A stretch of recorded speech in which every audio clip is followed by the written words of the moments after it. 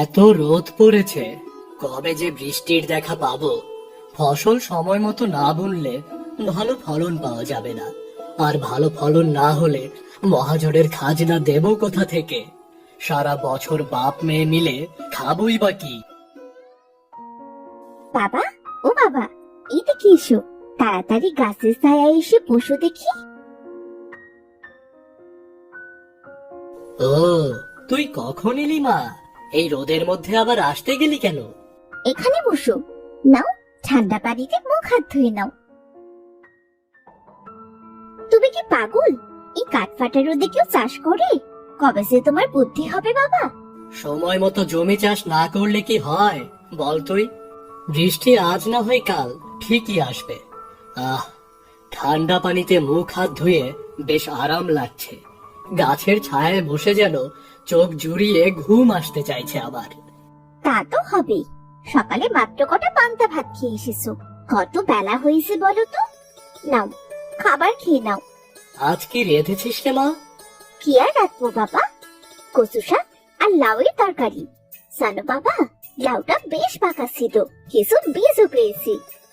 তা বেশ, তবে পাকা লাউ পেলি কোথায়? ওই ভূপন্তের লাউয়ের মাথা তো ছেড়ে দিয়েছে, ওখানেই একটা লাউ পেলাম। আমি তো জানি বাবা, লাউয়ের তরকারি খেতে তুমি কত ভালোবাসো, কিন্তু বাজারের যে লাউয়ের অনেক দাম। নাও বাবা, খাও তো এবার। ঘরে আমার কত গাছ পড়ে আছে। হ্যাঁ, খাচ্ছি। পাকা বুড়ি একটা। হাসি আর তার বাবা একসাথে গাছের ছায়ায় বসে খাবার খায়। খাবার খেয়ে হাসির বাবা গাছের ছায়ায় ক্লান্ত শরীরে শুয়ে বিশ্রাম নেয়। বাবা, তুমি একটু জিরিয়ে নাও, আমি ঘরে যাই। ঠিক আছে মা, সাবধানে যাস।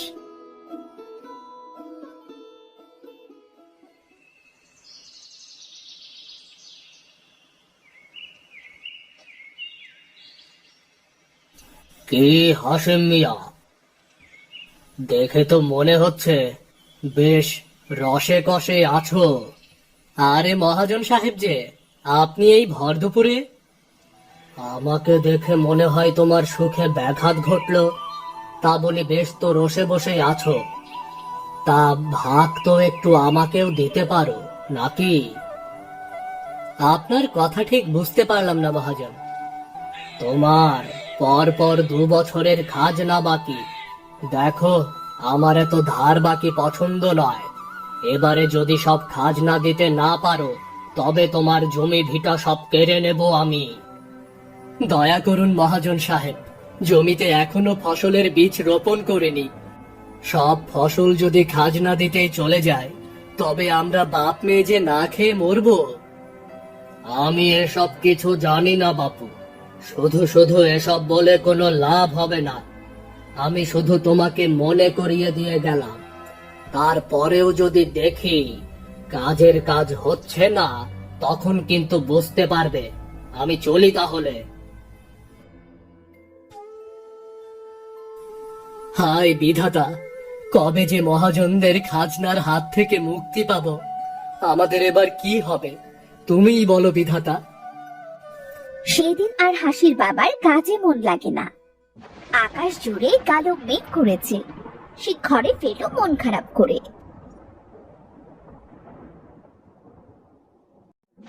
এতক্ষণে এলে বাবা, দেখেছো আকাশে কত মেঘ করেছে? আজ বৃষ্টি হবেই হবে। তুমি যাও বাবা, ভালো করে স্নান করে এসো। আজ তোমার জন্য গরম ভাত আর গাদাল পাতার বড়া বানিয়েছি। বৃষ্টির দিনে মজা করে খাওয়া যাবে। ও বাবা, কি হয়েছে তোমার? সব শেষ হয়ে গেছে রে মা, সব শেষ হয়ে গেছে। আর যে কিছুই ধরে রাখতে পারবো না আমি। তোকে নিয়ে এবার আমাকে পথে গিয়ে দাঁড়াতে হবে। কিসব বলছো বলো তো? তোমার কি শরীর খারাপ লাগছে? ও বাবা, সব বলো তো আমাকে, নইলে বুঝবো কেমন করে। আর কি বলবো বল তো মা। মহাজন এসেছিল, 3 বছরের খাজনা এবার একসাথে দিতে হবে। ওইটুকু জমিতে কতটা ফসল হবে বল তুই?